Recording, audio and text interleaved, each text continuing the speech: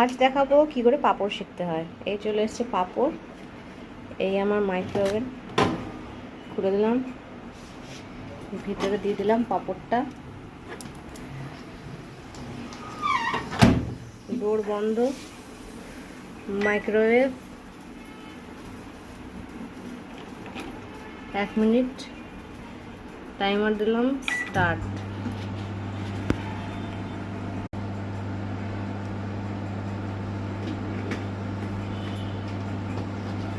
30 second হয়ে গেলে এটা আমরা স্টপ করব।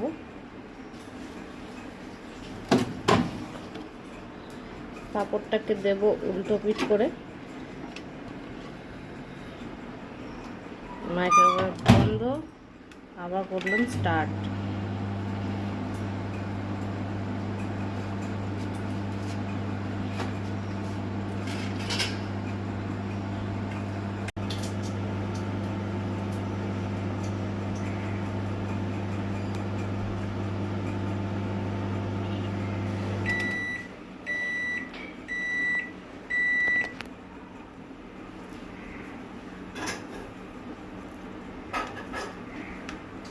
এই করে দিলাম বন্ধ, খুলে ফেললাম।